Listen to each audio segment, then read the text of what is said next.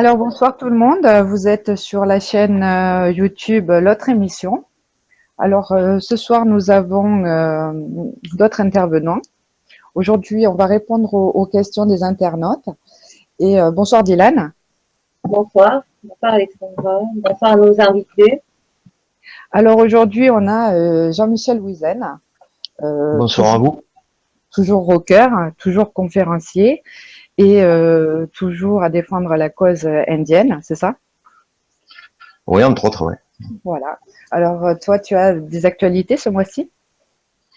Oui, ce mois-ci, j'ai deux conférences. J'en ai une le vendredi 19 à Marseille, dans un lieu qui s'appelle Manifesten. Et c'est une conférence sur anarchisme et résistance indigène. Et j'ai une deuxième conférence le 24 du même mois, toujours à Marseille, au Café Équitable, sur l'ethnocide amérindien à la religion de l'avoir. Voilà. Donc c'est toujours dans les mêmes thèmes, c'est-à-dire je mélange tout ce qui vient des sociétés amérindiennes sans État avec le XXe siècle, la fabrication du consentement, l'anarchisme, tout ce genre de sujets. Voilà. Ok. On a avec nous toujours Docteur Pierre. Bonsoir Docteur Pierre. Bonsoir tout le monde, bonsoir Alexandra, bonsoir Jean-Michel, Dylan, Hérold si tu nous entends, et M. Eric Delmas. Voilà, donc bonsoir. Bonsoir Eric. Alors vous êtes le nouveau venu. Je vous ai contacté parce que vous êtes historien et spécialiste dans l'histoire des Cathares. Alors, je m'intéresse, oui, de très près à l'histoire du catharisme, ainsi qu'à sa théologie, hein, pas seulement à l'histoire. Historien me semble être un mot un peu excessif, parce que je n'ai pas de diplôme dans ce domaine-là, mais j'ai étudié pendant plusieurs années, effectivement, ce problème. D'accord. Et bon, c'est moi, je vous ai eu au téléphone tout à l'heure, et on parlait parce que j'ai fait beaucoup de recherches sur les spécialistes du Qatar, et je vous ai contacté vous, parce que vous étiez un des rares sur Internet à, comment expliquer, à ne pas parler des Templiers ou des choses comme ça, parce que voilà, ou des extraterrestres ou des choses comme ça. C'est pour ça que je tenais à avoir quelqu'un comme vous qui puisse nous parler, nous expliquer les Cathares. Alors avec nous, on a Hérold aussi, mais Hérold, il a un problème de son, donc il va être là et poser ses questions par chat. Et voilà, on peut commencer l'émission. Dylan, tu avais des questions sur les précédentes émissions. Oui, des questions sur les internautes. Alors je vais en lire une déjà. Alors la question c'est une constatation et une question. Résilience au niveau personnel ou par rapport au refus de l'autre, entre guillemets élite politique, de reconnaître ce passé traumatique. Résilience dans le sens résilier, mettre un terme avec son passé traumatique et rebondir en passant au-dessus de son passé traumatique. Ou résigner, accepter son passé traumatique et se reconstruire avec ce passé traumatique, car pas le choix. Faut-il attendre de l'autre une reconnaissance d'un génocide ou imposer à l'autre une reconnaissance d'un génocide? Faut-il espérer une décision de la part de ceux qui aujourd'hui encore commettent des génocides? Ok, donc oui, donc ça fait beaucoup de questions en une. Bon, déjà, on parlait de résilience au niveau collectif. Enfin, pour ma part, hein, c'était en réponse au génocide. Deuxièmement, la résilience, nous, on avait dit que c'était la faculté de rebondir après un traumatisme, et on parlait de concept. C'est que c'était un nouveau concept et qu'on pouvait y mettre tout dedans, tout et un peu n'importe quoi. C'est ça, docteur Pierre. Oui, c'est ça, ouais. C'est le terme à la mode actuellement. Comment on en parlait actuellement? On sortait renforcé des épreuves. Voilà. Oui, parce qu'après, moi, j'ai regardé. À la mode, on les met à la mode de tout et n'importe quoi. Alors, voilà. On s'y reconnaît plus. Et ensuite, je pense que, qu'est-ce qu'il avait dit à la fin? Alors, la dernière question, c'était faut-il espérer une résilience de la part de ceux qui aujourd'hui encore commettent des génocides? Mais c'est tout le problème, puisqu'ils ont... Retourner la question à cet auditeur, plutôt que de trouver une réponse toute faite comme ça, comme un prêt à penser. Qu'est-ce qu'il en... Voilà, ça serait intéressant à ce moment-là de pouvoir dialoguer en direct. Faut-il, comme si, je ne sais pas ce que ça veut dire ce verbe, est-ce qu'il faut? Moi, je ne crois pas qu'il faille. Il doit y avoir des auteurs qui font des choses horribles. On en a dans l'histoire qui se repentent. Ça, il y en a eu. Maintenant, est-ce que c'est des rares ou pas? Il faudrait interroger un sociologue, un historien et un sociologue. Ça serait peut-être à nous de chercher un sociologue qui pourrait répondre à cette question. Les idéologues qui dirigent les génocides, je ne crois pas une seule seconde à leur capacité de résilience. Je pense que ça ne les a jamais empêchés de dormir tranquilles. Enfin, en tout cas, leur acte de décideurs de génocide. Au contraire. Après, moi, je pense que s'ils ne sont pas punis, ils vont forcément... ils vont recommencer ou c'est-à-dire la punition est nécessaire au sens d'un procès où les choses se disent parce que ça sert d'exemple, ça sert ça a une capacité, comment dire, éducative au sens culturel du terme. Voilà, après, est-ce qu'un paranoïaque comme Hitler ou autre aurait été dans une quelconque repentance après sa punition, j'en doute fort, et du reste, il y a échappé. Enfin, bon, on aurait pu poser la question si on ne les avait pas assassinés si vite au Ceausescu, en Roumanie. Oui, donc c'est compliqué de répondre à cette question. Par des généralités, oui, je ne crois pas qu'on puisse répondre par des généralités. Maintenant, un sociologue nous éclairerait un peu sur comment ça se passe d'un point de vue de la statistique des populations, hein. Voilà, par rapport au gros. Ça, je ne sais pas. Et ensuite, Dylan, tu avais un commentaire aussi la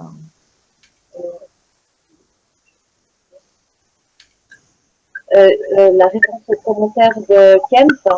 Oui, alors qu'est-ce qu'il disait ce commentaire? En gros, ce commentaire, on a eu un commentaire qui disait que le génocide, du moment que il existait encore des gènes ou qu'il y avait encore des personnes, ce n'était pas un génocide. Et c'est là que tu as fait, c'est là que tu as voulu donner la définition du mot génocide. Est-ce que tu peux nous rappeler cette définition pour ce monsieur Kent?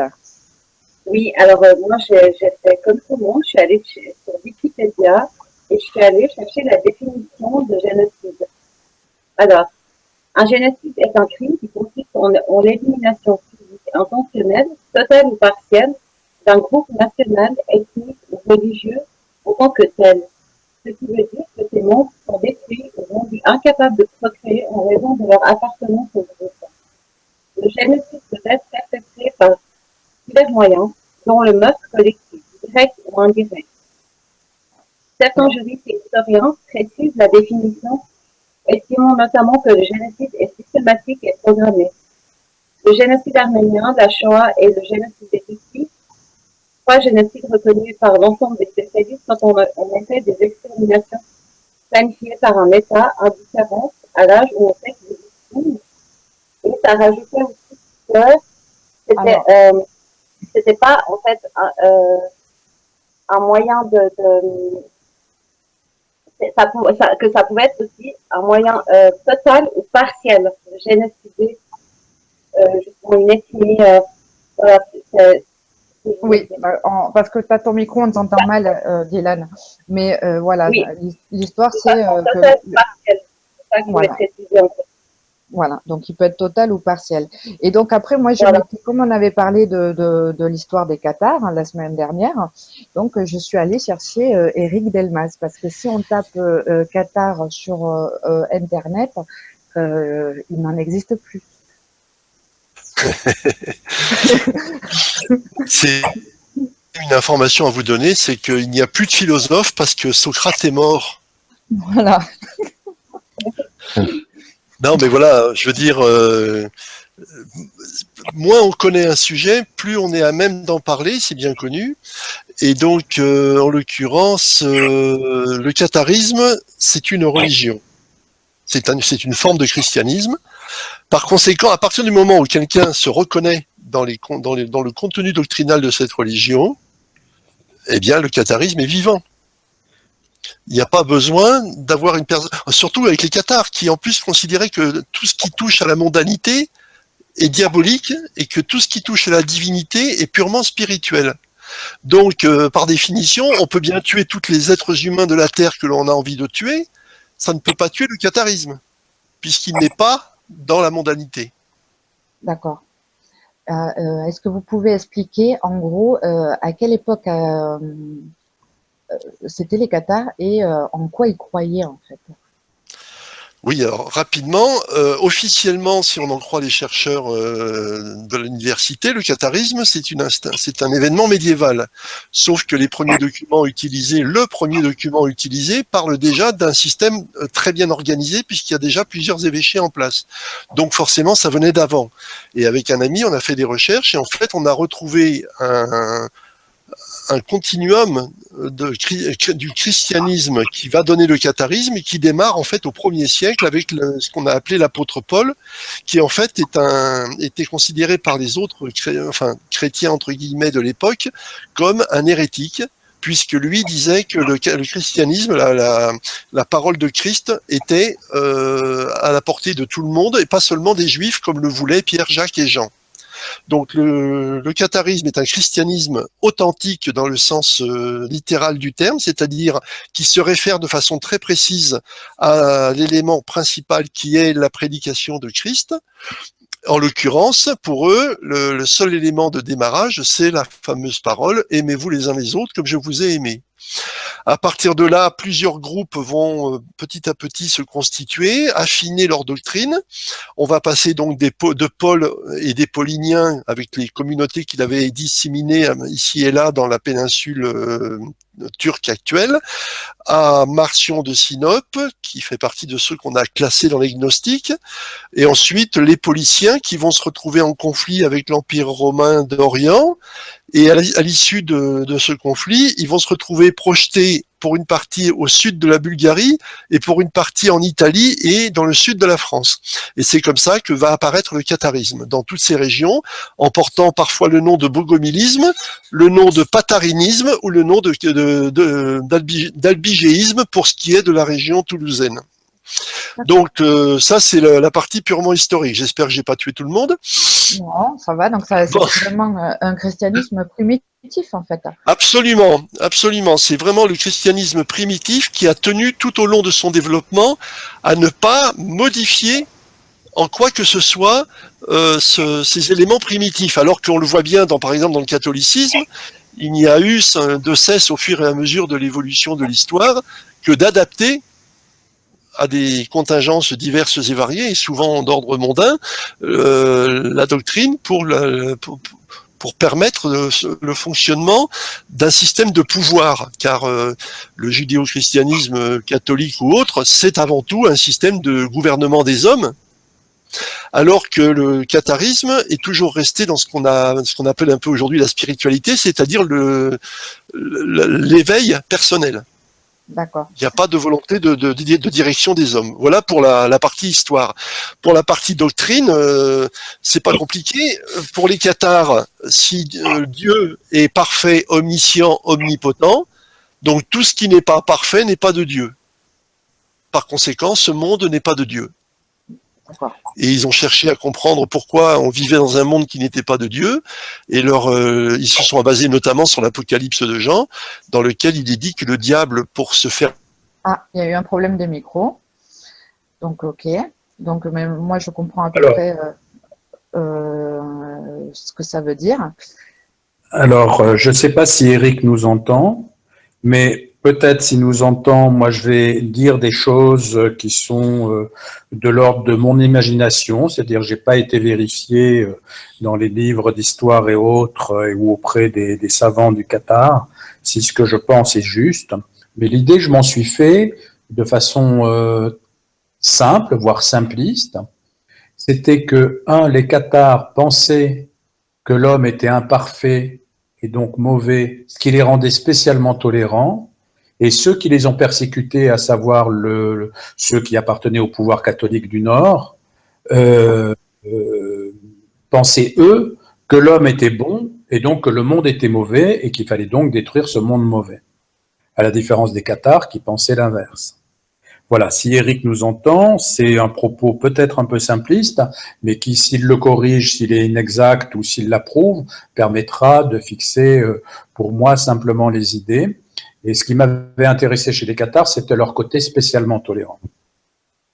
Voilà. Mais il Oui, semble... alors moi, je dirais la même chose. Après, moi, ce qui m'avait intéressé, c'était parce que, bon, ils étaient en plus, ils étaient pacifistes. Hein. Alors peut-être que je me trompe et Eric nous corrigera, mais j'ai fait des recherches et j'ai pas vu que c'était des gens qui étaient méchants envers leurs prochains. Ils se retiraient, ils essayaient de vivre dans l'esprit, en fait. Ils s'étaient mis aussi dans la pauvreté. Donc, ils étaient anti tout ce qui était clérical et tout ça. Et Oui, ils trouvaient que les catholiques ne suivaient pas les nouvelles évangiles. Moi, c'est ça. c'est ce que j'ai retenu. Le Euh, paradoxe, le paradoxe avec les Cathares, c'est qu'ils s'appelaient les parfaits entre eux.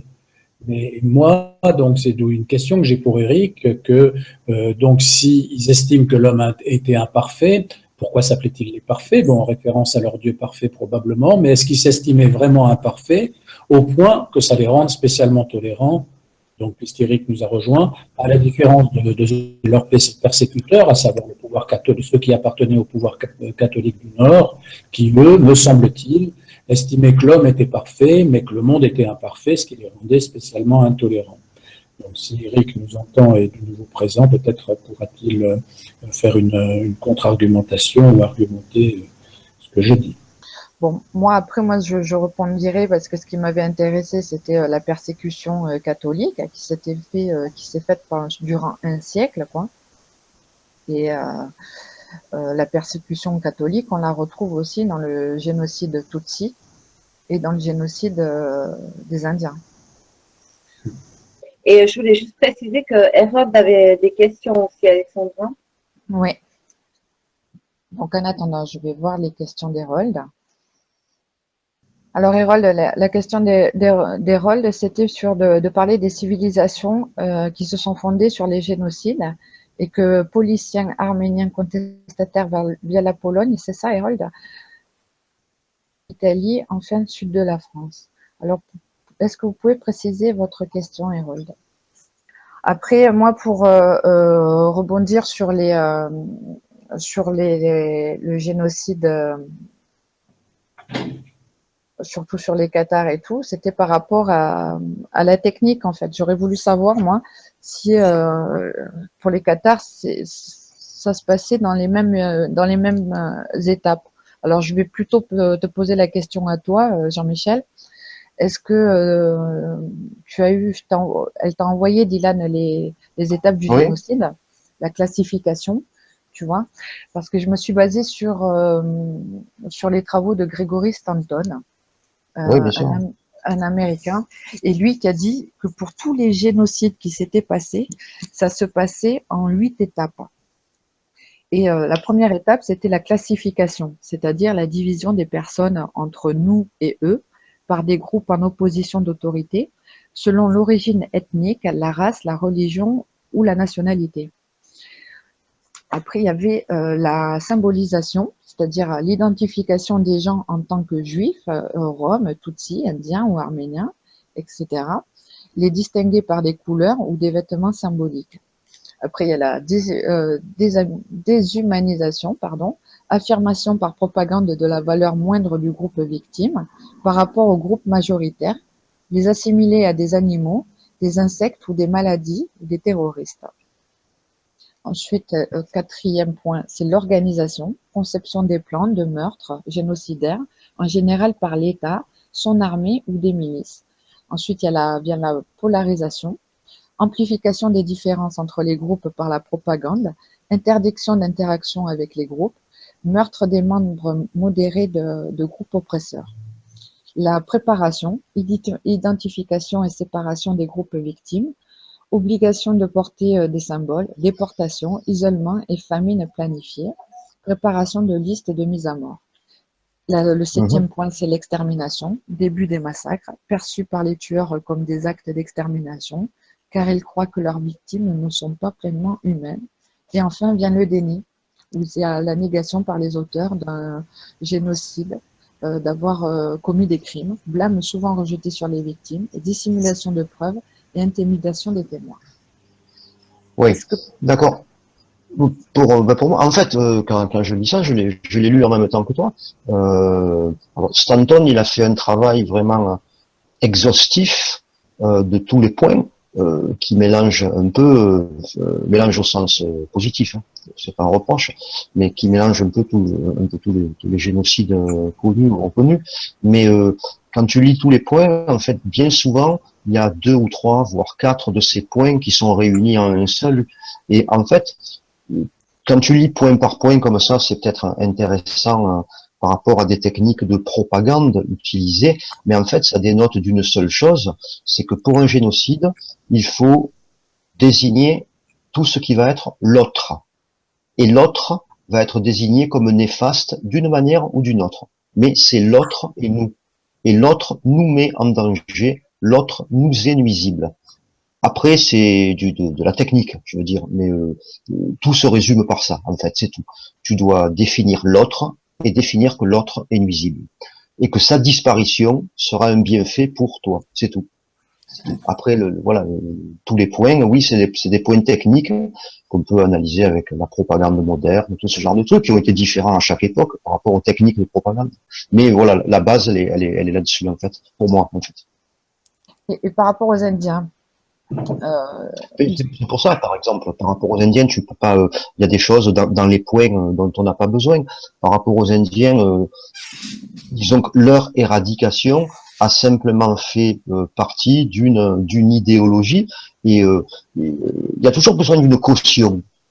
Il y a toujours besoin d'une caution et voilà, un des points, par exemple, qu'on peut pointer sur la caution par rapport aux Amérindiens, c'est l'article d'un journaliste en 1845 qui s'appelle Sullivan, je crois, et qui écrit par rapport à l'annexion du Texas et de notre endroit. Il trouve un terme, et souvent les termes véhiculent un certain pouvoir, et lui, il avait trouvé le terme de manifest destiny, c'est-à-dire la destinée manifeste. Et finalement, après, tout le monde s'est engouffré dans ce terme, c'est-à-dire que c'est manifestement le souhait de Dieu que l'homme rouge doive disparaître, c'est manifestement le souhait de Dieu que l'homme blanc ait été mis sur terre pour régner sur tel continent, et ainsi de suite. Il suffit, en fait, tous les points qu'il a cités, Stanton, en fait, tu peux résumer ça d'une manière, tu vois, un peu globale, en disant, il faut trouver une caution. Caution, ou plusieurs, par exemple, pour être rapide, tu vois, aujourd'hui, par exemple, les adeptes de l'ultra-capitalisme vont toujours te trouver une caution spirituelle, scientifique et philosophique. Comme j'en entendais parler quelqu'un, un ultra-capitaliste une fois, voilà. Question spirituelle, il va te dire que lui croit en le Dieu d'un Dieu spinoziste, Spinoza. Voilà. Pourquoi? Parce que ça n'implique absolument rien au point de vue de l'éthique et de la morale. Après, il va inventer le concept dont on entend parler souvent, le darwinisme social. C'est-à-dire, il va prendre un Darwin, c'est-à-dire un scientifique, et il va biaiser la véritable vision de Darwin, qui n'a rien à voir avec le fait d'écraser tout le temps l'autre, et il va inventer le terme darwinisme social, il va avoir une caution scientifique, et enfin, en caution philosophique, ils vont biaiser, par exemple, la pensée de Nietzsche, et ils vont se réclamer de la volonté de puissance, c'est-à-dire qu'ils vont pas avouer qu'ils se basent en fait sur la sœur de Nietzsche, qui était Gaga, un peu comme les nazis. Mais là, si tu préfères, ils vont avoir une caution philosophique, scientifique et spirituelle à leur acte. Eh bien, pour convaincre une population au bienfait de l'éradication de l'autre, il faut lui apporter des cautions, en fait. Voilà, j'arrête là. Ouais, ouais.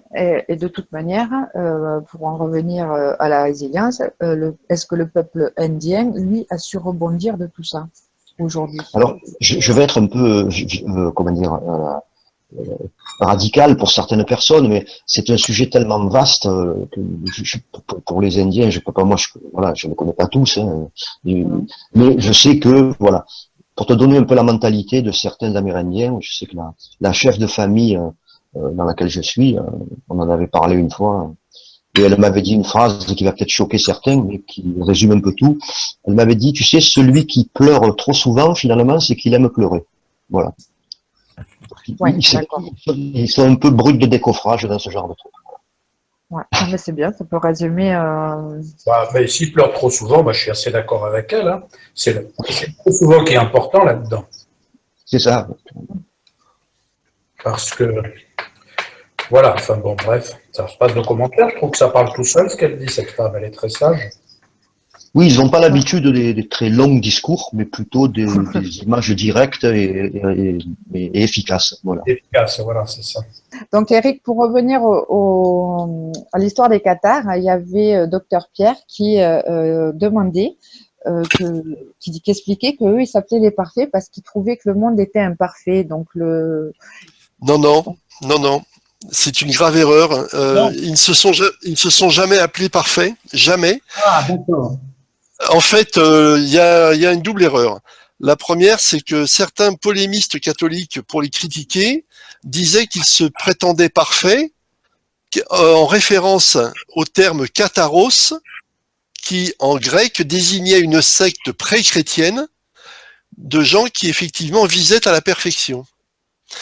Et le deuxième argument, c'est que le terme parfait était employé par les inquisiteurs. En latin de cuisine, c'était perfectus hereticus, qui désignait l'hérétique suprême, celui qui était au plus haut niveau dans l'hérésie et qu'on ne pouvait espérer ramener dans l'orthodoxie catholique et qui donc devait être éliminé. Eux s'appelaient chrétiens. Les gens qui les entouraient, les croyants qui les entouraient, les appelaient bons hommes, bonnes femmes ou bons chrétiens. Parce que je n'avais jamais compris pourquoi on les appelait les parfaits. Donc, on ne les appelait pas les parfaits, c'était leurs ennemis qui désignaient leur chef comme hérétique parfait. Absolument. Ok. Alors, moi, j'ai une vision, pendant que on essayait de se rebrancher là, avec les micros, j'expliquais que j'avais une vision assez simpliste des Qatars, où je disais, eux croyaient que l'homme était imparfait, et ça les rendait spécialement tolérants. Et que leurs exterminateurs, les catholiques du Nord, pensaient, eux, que le monde était mauvais, mais que l'homme était parfait. Et donc, il fallait faire du mal au monde qui était mauvais. Quoi. Alors, Mais ça a peut-être le mérite de pouvoir clarifier la position des Qatars par rapport à ce dualisme. Alors, déjà, voilà, il y a plusieurs problèmes dans ce que vous dites qui sont très intéressants. Tout d'abord, la notion de ce monde est parfait, imparfait, nous les gens du Nord sont pas bien. Les Cathares n'avaient pas cette approche-là. Pour eux, les choses étaient d'une grande simplicité. Le seul commandement de base, c'était aimez-vous les uns les autres, et tout le reste devait découler de là. Donc, ils n'agissaient que par rapport à ce point-là. Est-ce qu'en faisant ceci, je suis dans l'amour, ou est-ce qu'au contraire, je ne suis pas dans l'amour? Et ils allaient même jusqu'à dire que pour eux, le salut n'était pas assuré du simple fait qu'ils étaient cathares, et que même l'inquisiteur ou le pape pouvaient très bien être sauvés avant eux, simplement si au moment de leur mort, ces deux catholiques extrêmes changeaient complètement et reconnaissaient leur faute, et donc de cette façon étaient accessibles à la grâce divine. Donc il y avait une grande humilité dans le catharisme. C'est que, je dis souvent, c'est à la fois la religion la plus égoïste qui soit, car on ne peut sauver que soi, et en même temps, c'est la religion la plus incertaine qui soit, car jusqu'au dernier instant, on n'est jamais sûr qu'on sera sauvé cette fois-ci. D'accord. Mais par contre, moi, j'ai une autre question. Les Qatars, ça a duré combien de temps ils ont existé? Alors si on prend le catharisme occitan, On peut considérer que ça a débuté aux alentours du XIe siècle, au début du XIe siècle, et que ça s'est terminé au début du XIVe siècle, c'est-à-dire 1321 pour la mort de Bélibaste, par exemple. D'accord. Mais bien sûr, ce sont des notions extrêmement vagues puisque nous n'avons qu'une partie de la documentation les concernant. Nous savons par exemple que dans le Quercy, où les réseaux étaient beaucoup plus segmentés qu'ils ne l'étaient en Languedoc, eh bien, des cathares sont passés à travers les mailles du filet, on n'en a plus jamais entendu parler, donc ils sont certainement morts de leur belle mort, ou alors les documents les concernant n'ont pas été retrouvés ou ont été détruits. Très bien. Et combien de temps ils ont été persécutés? Alors, si on parle toujours pareil du catharisme médiéval, on peut considérer que les premières critiques relèvent d'un texte, d'une lettre du moine Cosmas à l'encontre d'un certain Bogomil, qui est daté des environs de 970, pour faire simple, et que leur disparition définitive au Moyen-Âge est signalée lors de l'invasion de la Bosnie par les troupes musulmanes, qui se situe au milieu du XVe siècle, à peu près. Et on sait qu'après, ils ont été petit à petit intégrés dans le monde islamique sur une période d'au moins 30 ans. C'est-à-dire qu'en fait, ils ont eu le choix entre rejoindre l'islam ou rejoindre ceux qui les avaient persécutés, c'est-à-dire les chrétiens d'Orient, et que entre deux mots, ils ont choisi le moindre, quoi. Il y a même une histoire, mais j'ai jamais pu en retrouver les sources originelles, donc je la dis toujours comme une anecdote. C'est que pendant la guerre Napoléon III en Crimée, un des gardiens qui avait des prisonniers musulmans est venu se plaindre à son chef en lui disant qu'il était énervé parce que dans les prisonniers musulmans, il y en avait qui récitaient le Notre Père. Donc on peut penser que c'était d'anciens cathares qui avaient été intégrés aux troupes musulmanes. D'accord. Et vous dites qu'ils ont été persécutés aussi par les chrétiens d'Orient? Ah, par tous les autres chrétiens, bien entendu. Vous savez, le christianisme, c'est pas compliqué. Les chrétiens ont été persécutés du 1er jusqu'au 4e siècle par les Romains, par les, entre guillemets, ce qu'on appelait les païens. Et puis, dès que les choses se sont un peu calmées de ce point de vue-là, c'est les chrétiens qui ont été reconnus comme officiellement les chrétiens importants qui ont massacré les autres. Voilà.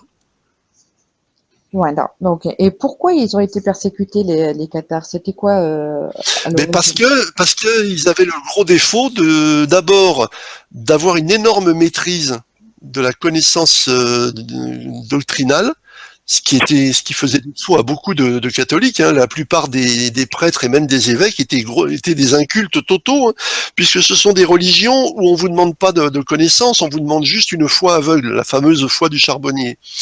Alors que les cathares, eux, ils placent la foi comme résultat de la connaissance.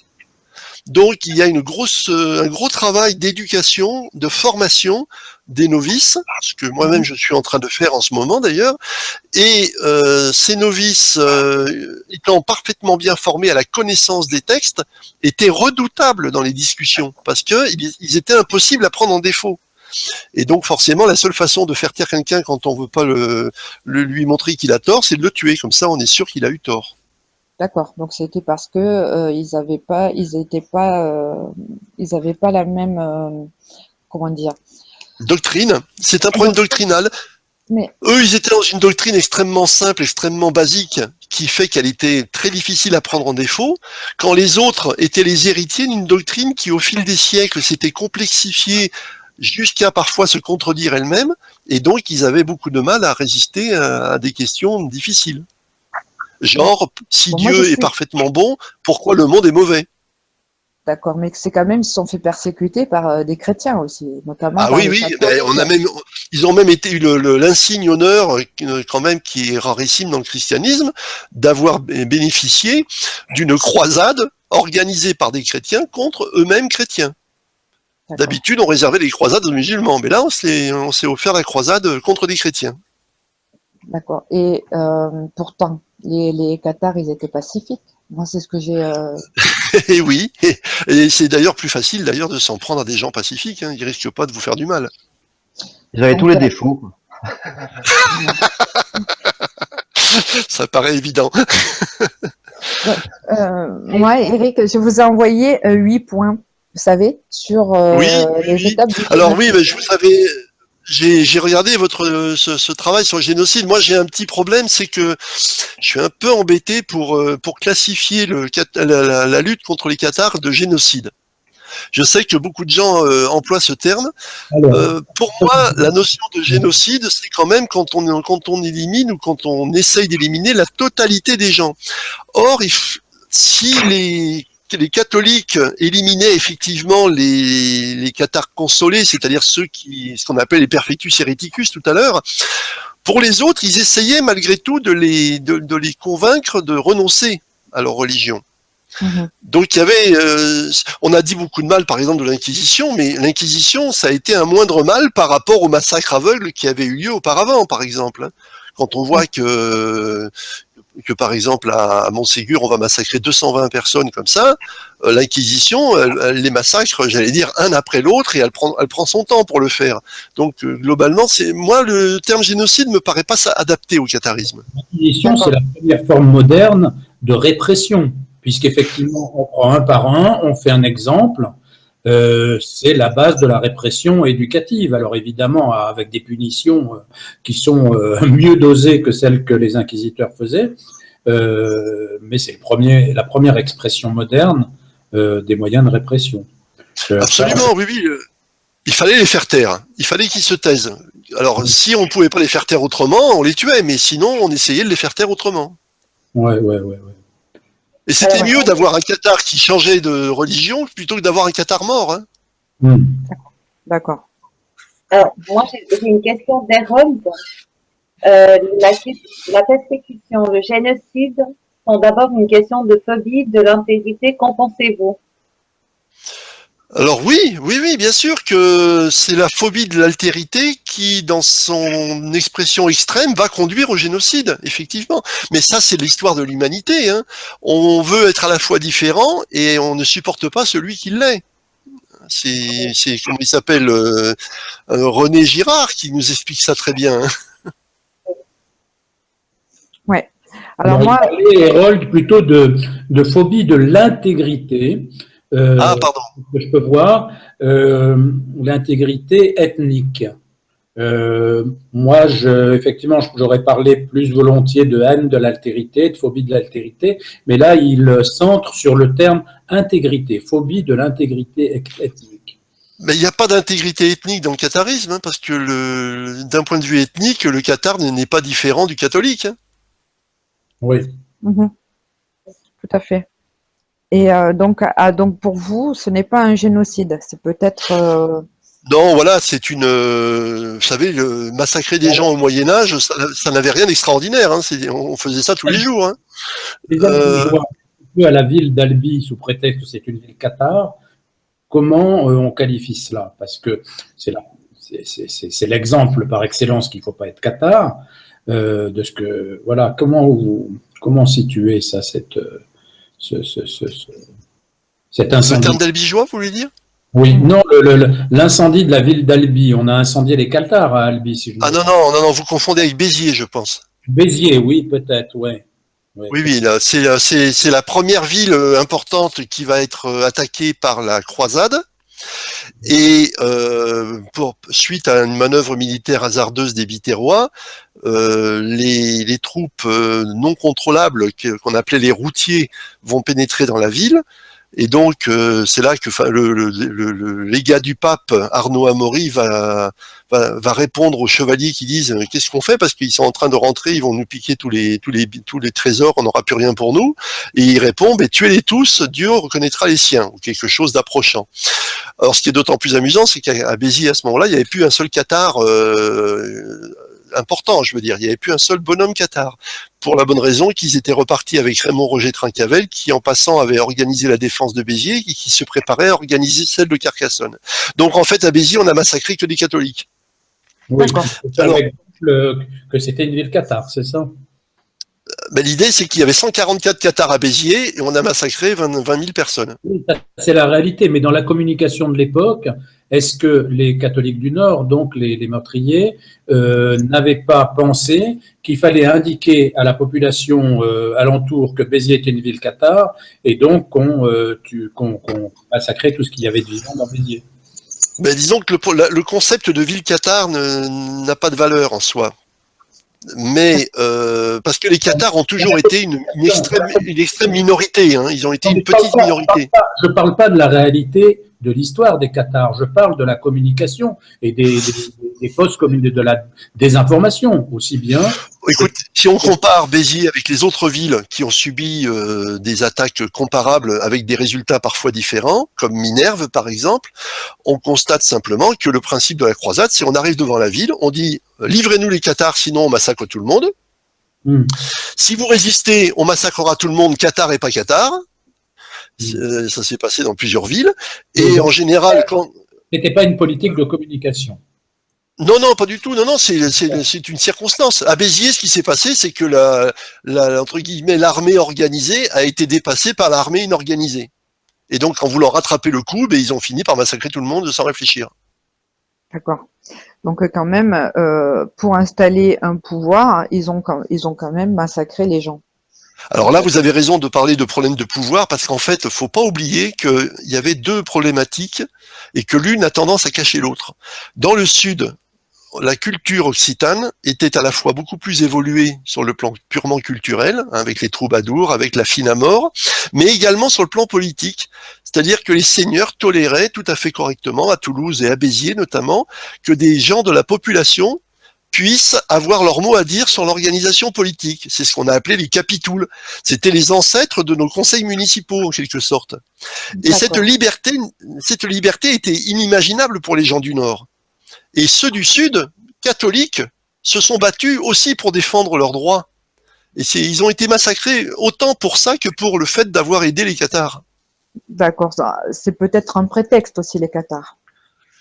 Pas seulement, non, non, il y avait vraiment des gens très motivés. Il ne faut pas oublier que cette guerre avait été voulue par un pape qui avait une volonté hégémonique sur le monde d'ici-bas en tant que vicaire du Christ, et qu'elle a été menée par des envoyés du pape. Les légats, c'est eux qui dirigeaient la croisade. C'est d'ailleurs pour ça qu'à Carcassonne, le vicomte a été fait prisonnier alors qu'il venait négocier, qui était contraire aux règles de la chevalerie, et ce qui a fait qu'une fois la ville prise, qui était quand même la deuxième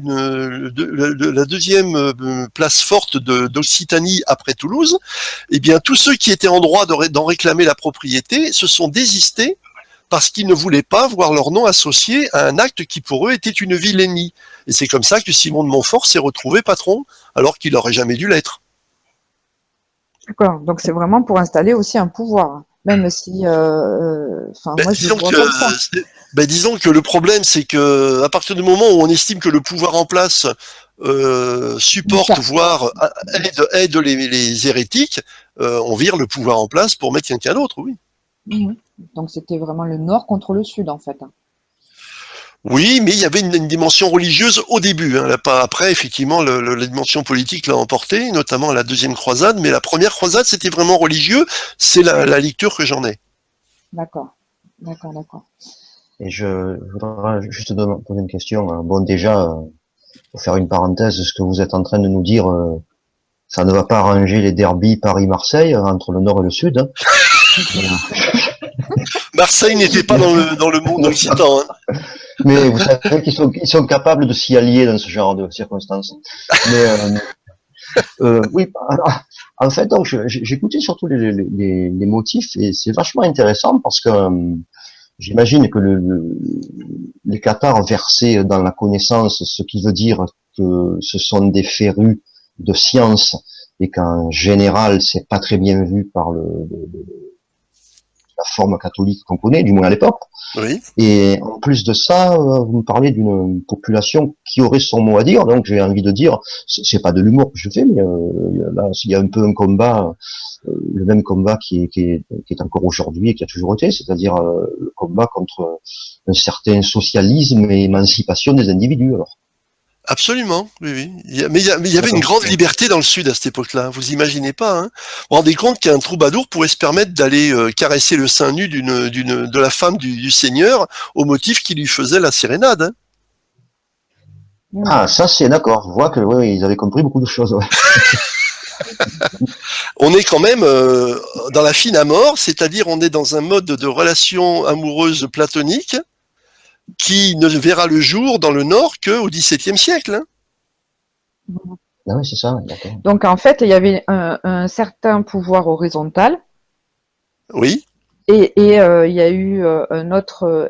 Et pour installer un pouvoir un peu plus vertical, ils se sont servis de prétextes ou des cathares ou de la religion pour massacrer. ben disons qu'on pourrait presque dire l'inverse. C'est-à-dire qu'en fait, pour être tout à fait honnête et pour ne pas dénigrer facilement les gens, je serais tenté de dire que par la volonté d'une uniformisation religieuse voulue par un pape, Mhm. des gens du Nord sont arrivés dans un pays et ont imposé leur culture à eux face à une culture qu'ils ne comprenaient pas, puisqu'elle était totalement différente de la leur. C'est un petit peu, on pourrait dire, un peu ce qu'on a vu au Moyen-Âge aussi par rapport à la culture romaine, hein. On a éradiqué tout ce que les Romains nous avaient apporté, on est reparti quasiment à zéro, il a fallu 3-4 siècles pour qu'on retrouve 2-3 bases que les Romains nous avaient apportées. Mhm. C'est un peu ça, hein, le gagnant élimine tout, il garde pas ce qui est bon, hein. Et maintenant, quand on parle de Qatar, parce que on en a parlé un peu tout à l'heure et au téléphone. Moi, quand j'ai fait vite des recherches sur les Cathares, donc on vous parle de Templiers, de Zoroastre, de francs-maçons, du Saint Graal, d'extraterrestres. Enfin, on peut aller très loin. Oui, Et donc, et on a. on peut faire mieux encore.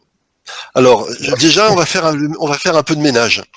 Effectivement, le catharisme a longtemps été assimilé au manichéisme.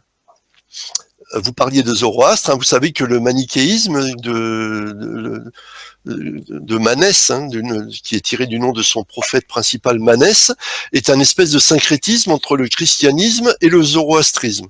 Mhm. Pourquoi est-ce qu'on a traité les cathares de manichéens? La raison en est toute bête. Un beau matin, un monsieur qui pendant 15 ans était manichéen et espérait prendre du grade dans cette religion, en a eu marre d'attendre et il a fait comme un certain monsieur Mélenchon, il est parti créer sa propre boîte. Donc il est allé rejoindre les catholiques et là il est devenu évêque. Et comme c'était un monsieur qui était cultivé et qui connaissait bien le manichéisme, il a rédigé des sommes théologiques contre les manichéens. En clair, des documents qui permettaient de dénigrer le manichéisme de façon très efficace en se basant sur les textes, les écritures sacrées, etc. Ce monsieur s'appelait Augustin d'Hippone, plus connu sous le nom de Saint Augustin. D'accord. Et dans les siècles qui ont suivi, ce qui s'est passé, c'est que chaque fois que les catholiques voulaient dénigrer une religion qui leur plaisait pas ou qui leur posait des problèmes théologiques qu'ils n'arrivaient pas à résoudre, eh bien, la solution, c'était de l'accuser de manichéisme parce qu'ils avaient les documents d'Augustin pour les réfuter. Et donc, on a accusé les cathares d'être manichéens parce que c'était plus simple que d'essayer de construire un argumentaire contre les cathares qui, je vous l'ai dit, étaient des gens extrêmement cultivés et étaient capables de répondre à un argumentaire, alors qu'en les accusant d'être manichéens, c'était gagné d'avance. Mais, je vous ai parlé à un moment donné des origines du catharisme, et notamment j'ai parlé du marcionisme, de Marcion de Sinope. Les Arabes, au Xe siècle, je ne me rappelle plus du nom du penseur arabe, avaient comparé les marcionites et les manichéens, parce qu'ils connaissaient les deux, et ils avaient montré qu'il n'y avait rien à voir entre les deux. En fait, les manichéens sont de véritables dithéistes, c'est-à-dire que pour eux, le bien et le mal sont des dieux de puissance identique. Ça, c'est hérité du zoroastrisme, hein, avec Ahriman et Asura Mazda, alors que les cathares ne connaissent qu'un seul dieu, le dieu bon. Et celui que les autres appellent Yahvé et autre chose, pour eux, c'est le diable. Ce n'est pas un dieu, il n'a pas la puissance d'un dieu. Donc voilà, pour ce qui est du manichéisme, l'affaire est réglée. En fait, Après, en fait, il se base sur les nouvelles évangiles et il rejette un peu tout ce qui est c'est une autre. Disons qu'il considère que le Nouveau Testament, globalement, puisque le Nouveau Testament parle de Jésus, est globalement quelque chose de positif. Il critique les évangiles catholiques, hein, Pierre, Jacques, Jean, il les critique aussi. Mais globalement, ils en sont assez satisfaits. Alors que l'Ancien Testament, pour eux, effectivement, ça tient pas la route. C'est la gloire du diable, l'Ancien Testament. Et donc, ils le critiquent. D'ailleurs, dans mon livre, je me suis permis de montrer qu'ils n'avaient pas tout à fait tort, qu'on pouvait très bien expliquer de façon cohérente certains passages de l'Ancien Testament avec la vision cathare, alors que avec la vision catholique, ça tient pas la route. Notamment le Jardin d'Éden, voilà. Ah d'accord, très très bien. Vous expliquez ça dans votre livre. Et, tout à fait. Moi, je vous avais posé la question parce que pour moi, les cathares, c'était un retour au christianisme primitif. Et c'est moi qui vous ai dit, mais les Arméniens, c'est un christianisme primitif. Et vous m'avez dit, oui, mais c'est différent aussi. Ah oui, parce que ça tout dépend ce qu'on met derrière le mot primitif. Moi, je parle d'ailleurs plutôt de christianisme authentique, c'est-à-dire en référence à Christ, à Jésus, alors que dans le christianisme arménien, c'est déjà un christianisme évolué dans le temps. Alors j'ai pas étudié le sujet, excusez-moi, mais grosso modo, il y a eu plusieurs périodes dans l'évolution du christianisme. Hein. Tout le monde connaît le concile de Nicée, le concile de Constantinople, et il y a eu aussi le concile de Chalcédoine. Et il y a eu à ce moment-là des branches chrétiennes qui se sont séparées du tronc principal. Et je crois que les Arméniens sont de cette période-là, à peu près. Or, les cathares, c'est bien avant. Les cathares, c'est avant même le concile de Nicée, puisque c'est au 1er siècle qu'a eu lieu, non pas la séparation, mais la division de deux branches. Et c'est en cela qu'ils sont authentiques. C'est-à-dire que ils étaient déjà présents dans un christianisme avant même que ça s'appelle du christianisme. C'est-à-dire qu'au 1er siècle, aux alentours des années 39-40, il y a eu un concile à Jérusalem qui a décidé que pour éviter les problèmes, il y aurait deux façons d'enseigner le christianisme, celle de Pierre, Jacques et Jean qui s'adresserait uniquement aux juifs et qui ferait que si on s'adressait à des païens, on devait d'abord les convertir au judaïsme avant de leur parler de Jésus. Et l'autre côté, il y avait Paul qui lui disait non, Christ ne s'adressait pas qu'aux juifs, il s'adressait aux nations, c'est-à-dire à tout le monde, juifs et païens, et par conséquent, moi je vais m'adresser à tout le monde sans obliger les païens à devenir juifs. D'accord, c'est un peu... C'est de cette branche-là que viennent les cathares. D'accord, ça rappelle aussi l'histoire des moines, parce que les moines, ils avaient une autre conception que l'Église de faire de l'évangélisme, et c'est pour ça qu'on a un peu fait la guerre à certains moines, parce qu'ils pensaient un peu pareil. Oui, attention, les moines, ça commence au 5e siècle avec les pères du désert. Hein. Les moines, en fait, c'est une façon différente de valider la conception sacrificielle du christianisme judéo-chrétien, c'est-à-dire que jusqu'au 5e siècle, pour être un bon chrétien, on allait se faire tuer dans une arène par les Romains, et à partir du moment où le christianisme est devenu une religion tolérée et acceptée, voire la religion d'État, on ne pouvait plus mourir pour être sauvé. Donc, résultat des courses, il fallait trouver un autre moyen. Et bien, il y a des gens qui sont allés se mettre dans le désert du côté d'Alexandrie et qui, en vivant dans des conditions extrêmement difficiles, étaient les sauveurs des autres. D'accord. Voilà, ça a commencé comme ça, le monachisme. Très, très bien. Et pour retomber sur le génocide, donc,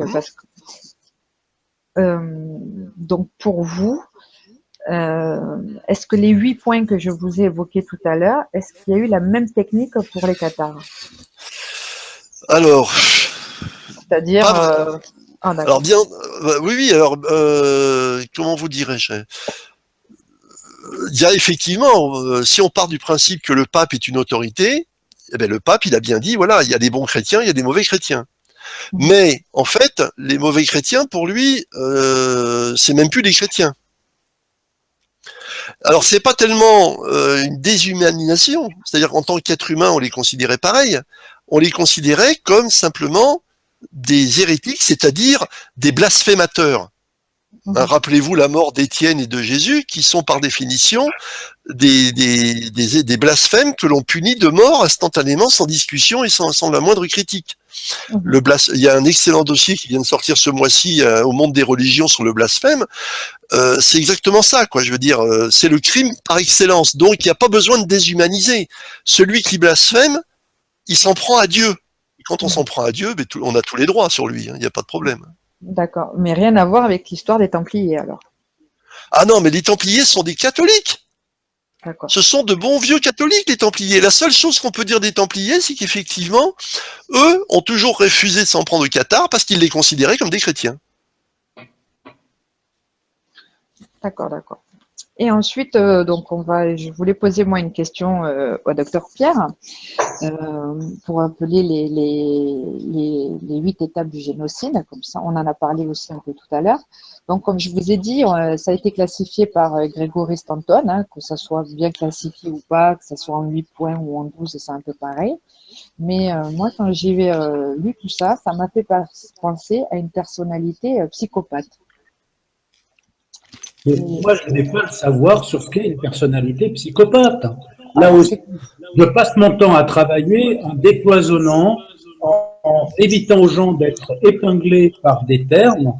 Et donc, psychopathe ou pas, moi, je n'emploie jamais ça dans ma vie de professionnel, de psychiatre. Par contre, dans la vie de tous les jours, le terme psychopathe, ça a une connotation que tout le monde comprend. C'est-à-dire, c'est le gros malade. Je ne crois pas à une définition scientifique du terme psychopathe, autrement dit. Donc, je suis bien en peine pour répondre à votre question, Alexandra, parce que, voilà. Maintenant, Hérold, qui est psy également, aura peut-être d'autres idées que les miennes. Hein? Parce que nous, on vit, moi je pose cette question. Donc, ce que je veux dire, c'est que je ne suis pas plus qualifié qu'un autre pour définir ce qu'est un psychopathe. Voilà. Alors, de psychiatre aussi expérimenté que je sois, qui va déroger à 30 ans de pratique où je n'ai jamais employé un mot savant, sauf pour les connards de service dans les administrations qui ont besoin de ces mots savants pour traiter les gens. Alors ça ferait l'objet d'une autre émission. Mais moi, qui ne suis pas psy ou psychiatre, je ne fais que reprendre les termes qu'on emploie en ce moment. Ce que je dis, Alexandra, c'est que tu peux reprendre ce terme dans son acception, dans sa définition que l'on lui donne, qu'on lui donne dans la vie courante. Il n'y a pas besoin d'être psychiatre pour définir le terme psychopathe. Voilà. Oui, non, mais parce que moi, quand j'ai lu ça, je vais le dire autrement, on aurait dit plutôt quelque chose une méthode de tueur en série, si vous voulez. C'est-à-dire, oui, il a classifié. On s'en sort très bien. Voilà. Oui, mais le psychopathe, c'est quand même quelqu'un, j'allais dire, d'assez solitaire. Là, on est face à des actes organisés de groupe. Alors, on disait tout à l'heure, tu vois, Eric, que le psychopathe s'appuyait, je ne sais plus si c'est avec toi ou avec quelqu'un d'autre. On disait que le psychopathe, c'était l'exécutant. Oui, tout à fait, c'est avec moi, oui. Hein? Oui, moi je crois c'est ça, c'est l'échelon ultime. En fait, on prend quelqu'un dont le discernement moral est aboli et on lui fait faire des choses que les autres n'accepteraient pas de faire. D'accord. Donc il y a quelqu'un qui dirige, en fait, il y a quelqu'un qui manipule d'autres personnes. Qui est malade aussi à sa façon, mais qui est beaucoup moins perturbé, j'allais dire, que celui qu'on qualifie entre guillemets de psychopathe. Donc il y a un pervers, en gros, qui manipule des gens qu'on qualifie de psychopathes ou autre chose, et pour amener à terme un plan quand même. Oui, mais là, effectivement, que ça soit face aux Juifs, que ça soit face aux Arméniens, on est effectivement dans une démarche de ce type-là. Et là, le terme de génocide me paraît adapté parce que, justement, dans cette folie collective organisée, manipulée, on en arrive effectivement à s'en prendre à tout le monde sans discernement, quoi. On massacre les animaux. Je veux dire, prenez l'affaire de Jéricho, par exemple. C'est typique, c'est du génocide. On massacre hommes, femmes, enfants, vieillards et animaux. D'accord. Jean-Michel, tu voulais dire quelque chose? Ouais. Je vais rajouter un truc par rapport à tout le processus. Là, c'est vrai que quand on lit les différentes étapes, on peut penser à comment dire, on peut schématiser à ce qui se passe dans la tête d'un meurtrier qui va considérer sa victime d'abord comme une chose et pas comme humaine, ou pas comme ayant une quelconque importance, ce qui ce n'est son propre plaisir, en fait, tout ça. Mais par contre, il faut se référer beaucoup à l'expérience de Milgram dans les années 60, et toutes les expériences qui ont été faites pour comprendre justement le procédé. Et comme le dit M. Delmas depuis tout à l'heure, il y a quand même une chaîne d'exécution. Et exécution, c'est le bon terme, parce que comme le dit Milgram, il a inventé le mot agentique. C'est que tous les intermédiaires sont dans une espèce d'état agentique, c'est-à-dire comme des agents d'exécution, où avec le formatage à l'autorité qu'on a depuis l'éducation, depuis la toute petite éducation, on est capable, sous l'autorité, sous l'injonction, de mettre de côté certains aspects de notre personnalité et certaines valeurs, et de devenir simplement un agent d'exécution. Mais il faut pas oublier non plus, parce que tout à l'heure tu disais que le donneur d'ordre peut être un pervers ou quoi, mais pas forcément, il a une idéologie. Faut pas oublier que le donneur d'ordre, il est très très loin de la conséquence, tu vois. Et le dernier est près de la conséquence. Ok, donc le dernier est peut-être un peu plus cinglé que les autres, mais tous ceux du milieu, même si à un moment donné ils se rendent compte dans un éclair de lucidité qu'ils participent à cette machination, il y a ce qu'on peut voir dans l'expérience de Milgram, ce qu'il appelle comment on appelle ça, l'escalade, pas l'escalade, le fait de surenchérir, je me rappelle plus comment on dit, mais Oui.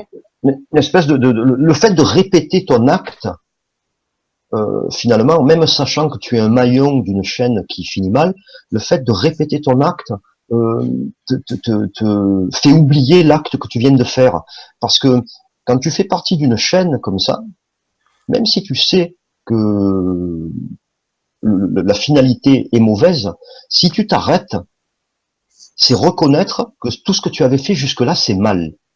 Absolument. Alors il y a eu, voilà, c'est ce qu'on appelle une escalade d'engagement. Et au plus tu t'engages, au plus tu vas annuler l'action d'avant, mais au plus tu continues à t'engager. Et ça, c'est bon pour tous les intermédiaires de la chaîne qui est décrite, tu vois. Laborie l'avait montré aussi. Ah oui, oui. Laborine, je connais pas. Le behaviorisme, c'est-à-dire que vous êtes, si vous acceptez de commettre quelque chose qui normalement devrait vous poser problème sur le plan moral, vous le faites parce que il y a une autorité que vous reconnaissez qui vous le demande et qui vous met en situation de l'accepter. À partir du moment où vous avez mis le doigt dans l'engrenage, même si on vous demande d'augmenter en intensité, que ça commence à devenir à la limite de l'insupportable pour vous, ça réfrène votre capacité à vous arrêter parce que justement vous avez déjà mis le doigt dans l'engrenage. C'est un peu aussi ce que disait pendant le procès d'Eichmann, hein, parce que c'était un fonctionnaire et c'est un peu ce qui en est ressorti. Ben vous prenez Nuremberg, là 90% des gens vous ont expliqué qu'eux n'avaient fait qu'obéir aux ordres. Hein. C'est ça. Alexandra, moi j'ai la question d'Harold. Oui, vas-y. Alors, Harold me pose la question, pensez-vous que lorsque l'on discrimine un individu, un groupe ou une ethnie en l'accusant d'intentions néfastes pour le groupe dominant et qu'on les marque, les signale et les tue, est-ce un génocide pour vous? Psychopathe, celui qui interpelle fortement la loi, qu'en pensez-vous?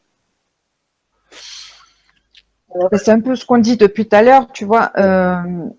C'est-à-dire qu'à un moment donné, il y a un processus. Moi, c'est ce qu'on, enfin, corrigez-moi si je me trompe, mais on est en train de dire qu'il y a un processus qui fait qu'à un moment donné, quand l'homme accepte de faire ça, pour lui, il se rend pas compte de la conséquence et le plan fonctionne en fait.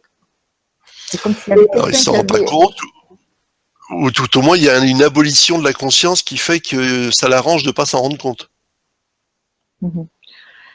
Et là, en tant que docteur psychiatre, comment vous pouvez expliquer que on puisse faire un acte comme ça sans comment dire, sans que ou on s'en rende compte ou que ça ne devienne pas gênant de le faire. C'est ça que moi qui m'interpelle.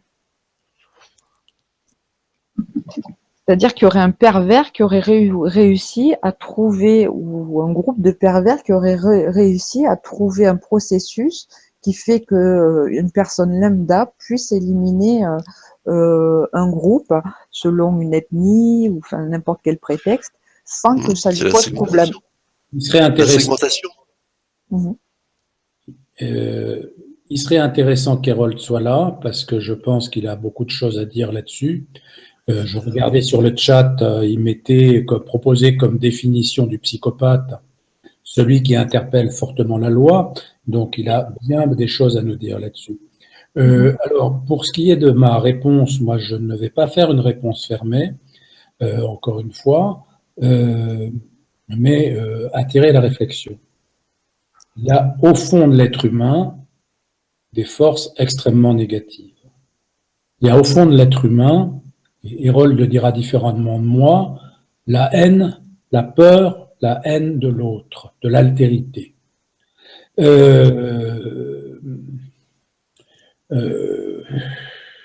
La culture, dans le fond, essaye de nous tirer du côté, comment dire, des lumières, non pas en s'opposant à ce qu'il y a au fond de nous, mais en nous faisant responsables de ce qu'il y a au fond de nous, responsables, par exemple, de nos pulsions de mort. Dans l'inculture, ou chez les paumés, on va dire, peut-être qu'il se trouve donc des gens qu'on appelle psychopathes, mais ils ne savent strictement rien de cette pulsion de mort. Ils la subissent, ils la vivent, et ils la mettent en œuvre. D'un autre côté, on s'habitue à toutes les horreurs. C'est horrible à dire, mais on peut s'habituer à toutes les horreurs et banaliser un quotidien le plus atroce possible. Je ne dis pas que c'est l'œuvre de personnes qui auraient accès à la culture, enfin au sens où Jean-Michel est un homme cultivé, par exemple. Parce que si je me prête de précaution pour la culture, c'est que la culture, ça ment aussi. Pour avoir été fils de soldat, je pense qu'il y a des gens cultivés, on ne s'attendrait pas une seule seconde à ce que ce soit les sadiques qu'ils s'avèrent être en situation de guerre.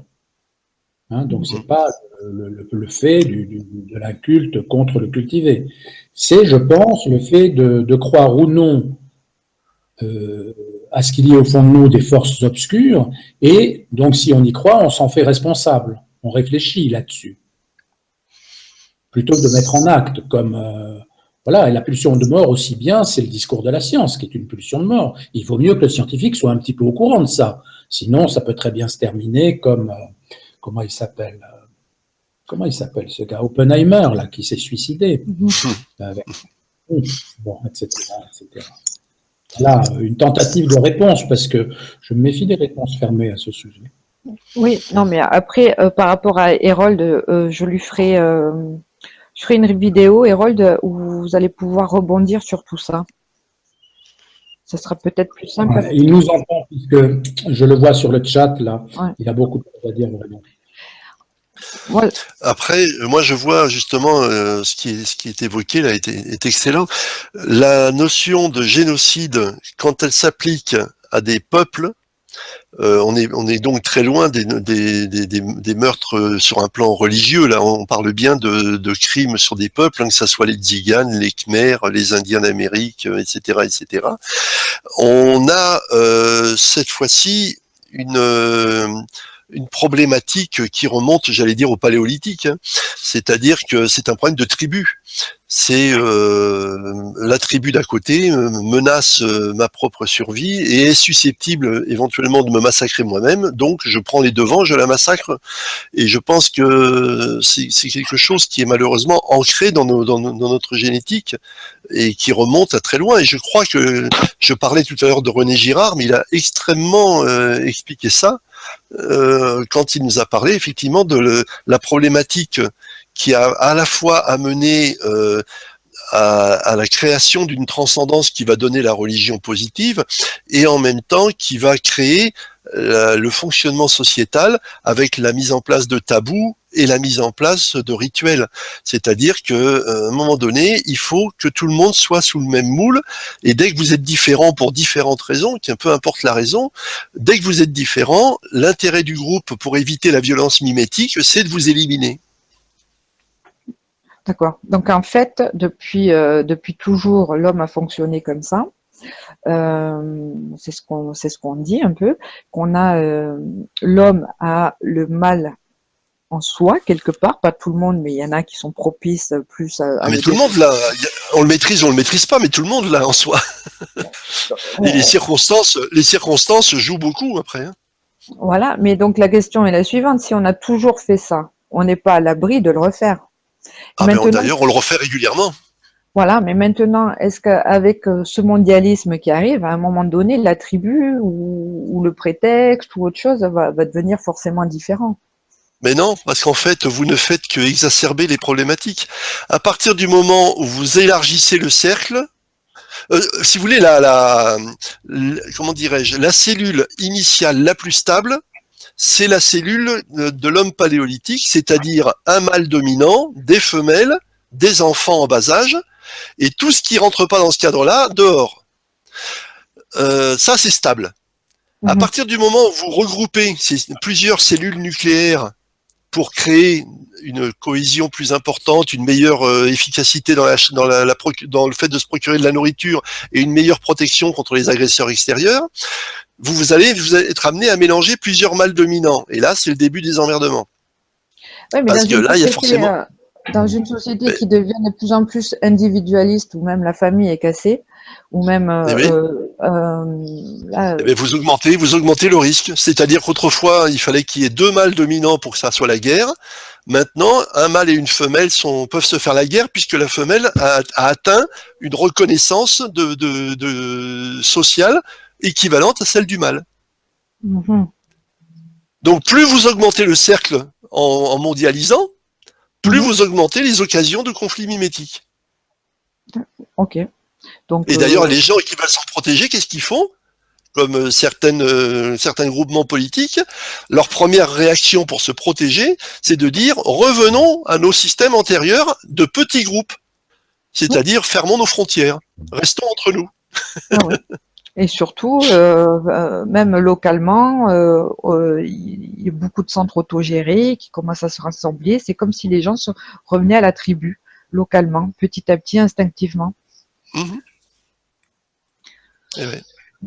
Et je voudrais justement, parce que je voulais juste apporter la conclusion que j'ai de tout ça pour cette émission-là, et je vais prendre exemple sur Pierre pour laisser, pour faire une réponse ouverte, justement.